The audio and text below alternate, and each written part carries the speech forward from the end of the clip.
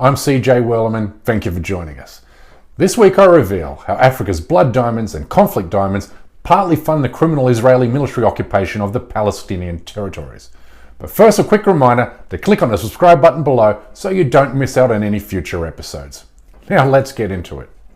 While much is made of the way in which the United States funds the apartheid Israeli regime to the tune of $5 billion per year, the way in which Israel sources its own funding for its military occupation has received far less attention.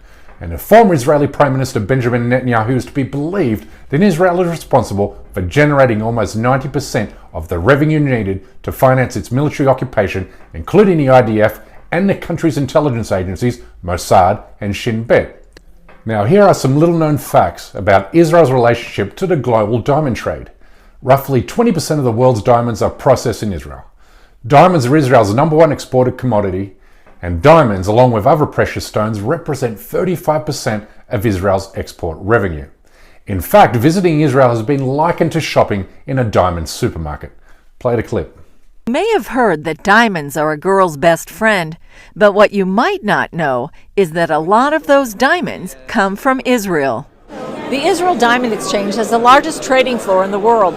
Some say it's like shopping in a diamond supermarket. Israelis have a very special knack in being able to run around the world to do business.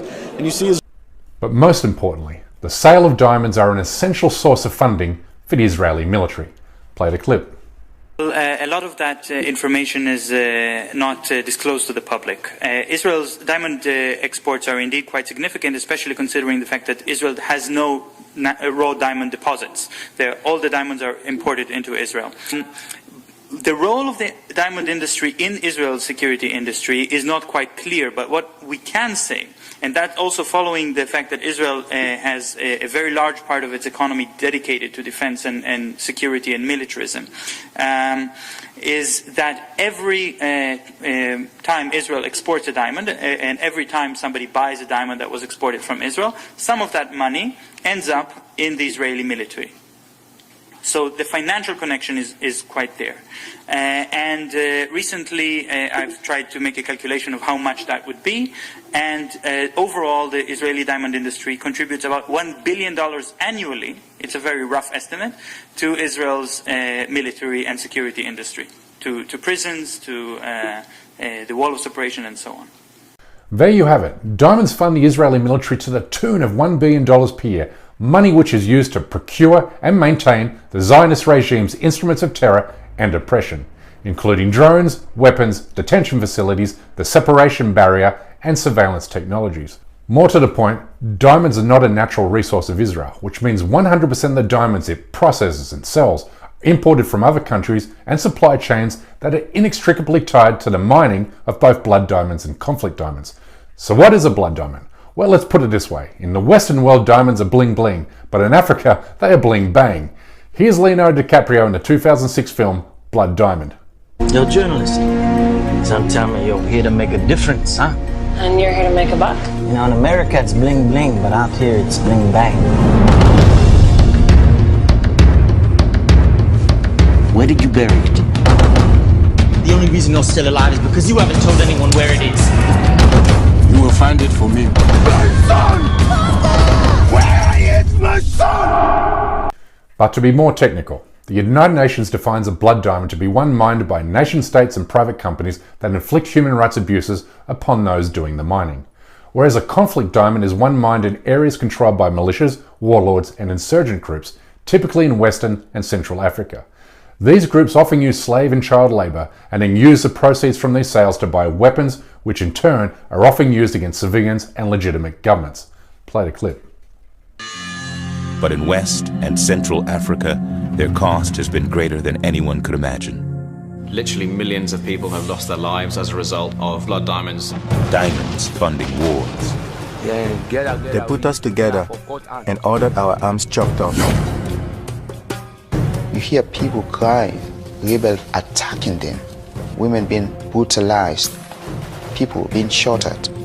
In fact, blood diamonds and conflict diamonds represent upwards of 15% of the world's total diamond market, with much of the cash from these proceeds used to fund terrorism and violence in Africa and other parts of the world.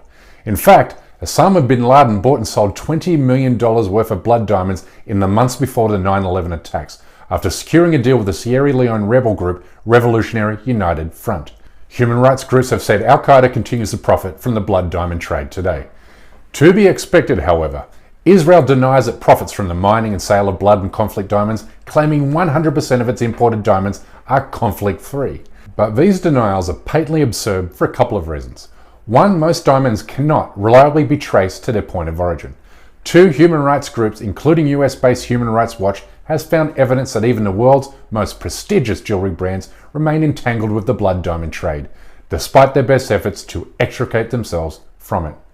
And while the World Diamond Council has tried to put in place safeguards to protect consumers from unknowingly purchasing a blood or conflict diamond, they have turned out to be meaningless, as they have never defined exactly what constitutes conflict-free.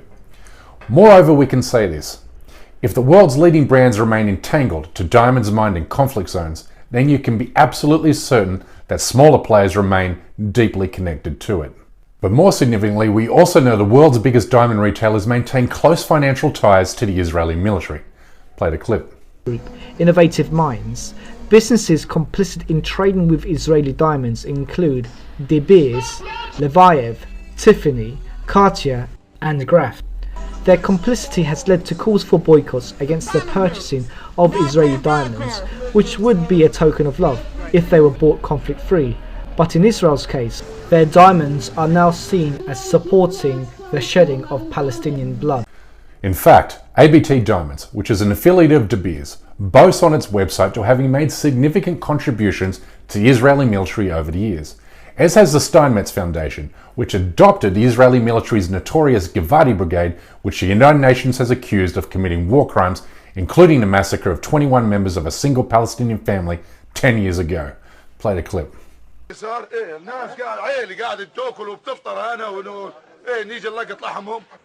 As locals cleared the house, the bodies of the dead were being brought to Beit Hanun's local hospital. None of the 4 dead children were older than 5. An elderly man was killed instantly, and medics tried to revive the mother of the children, but she didn't make it. The Steinmetz Foundation calls these war criminals needy soldiers and donates hundreds of thousands of dollars to the Givati Brigade. Last week, Israel's Ministry of the Economy announced that imports of rough diamonds grew sharply during the first 6 months of this year, rising 165% to $1.4 billion, with exports climbing 177% to $2.4 billion. But Israel's Western allies, including the United States, UK and Australia, are never going to call out Israel's ties to the blood diamond trade, because doing so would cripple the Israeli economy, given diamonds represent 35% of the country's export market. I mean, Israel's allies had a meltdown hissy fit over a decision made by American ice cream company Ben & Jerry to protest the Israeli occupation by ending the sale of its products in the occupied territories. And given the United States and allies had shielded Israel from war crimes investigations at the International Criminal Court and sanctions at the United Nations, it's highly unlikely they will ever be bothered with Israel's connection to the blood diamond trade. I mean, heck, the UK government refuses to identify Israel an apartheid regime, even though Israeli and American human rights organizations have done exactly that.